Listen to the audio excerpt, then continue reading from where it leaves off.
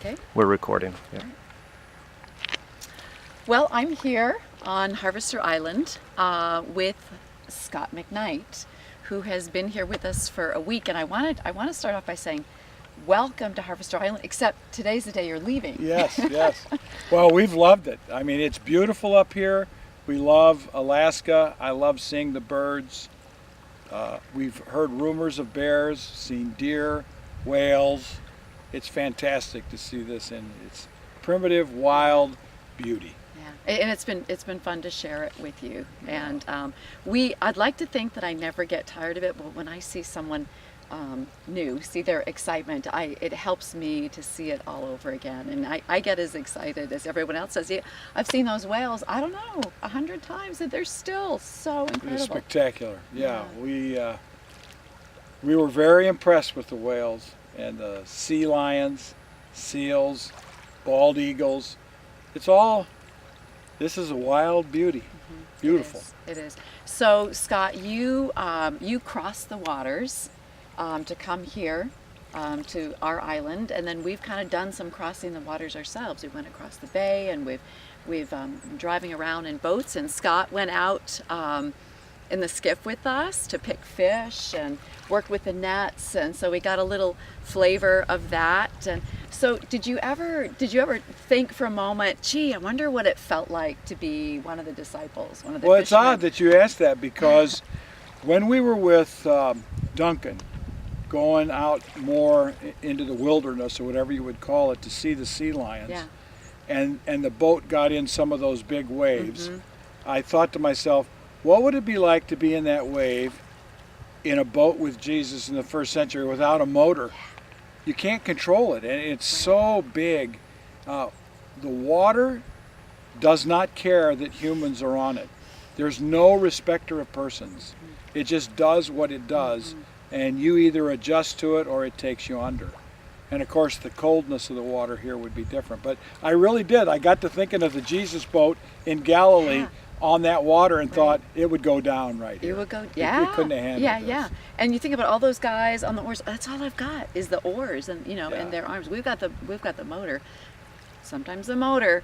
Yeah. Sometimes we don't have the motor. We've had some troubles with our engine breaking down, and that's when we really get a flavor of what it was like for those guys. Yeah. So And I was when we were with you, and Chris and I were with you on the boat. Picking salmon, and I picked one. It made me think of the fishing nets that they would have used in the first century. They weren't using, line and reels and No. fishing poles.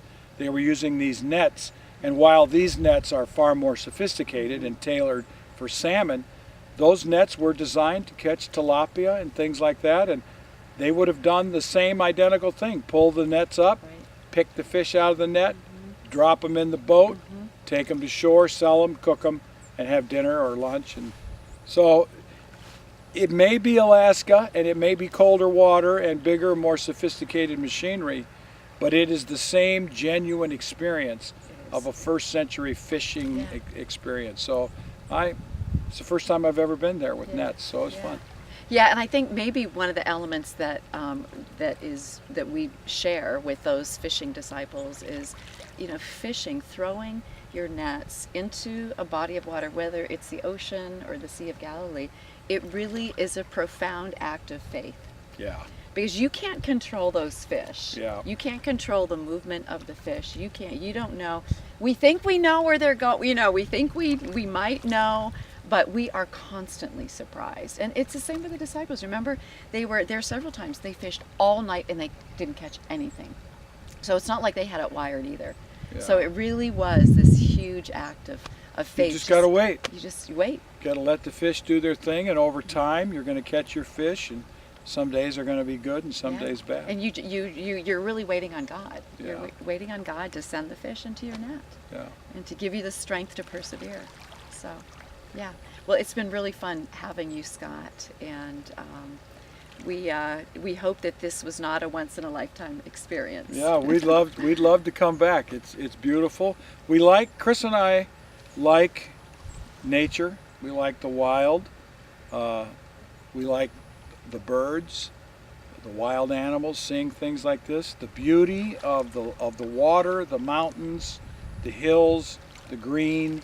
It's pretty spectacular. Yeah. Thank you. Okay.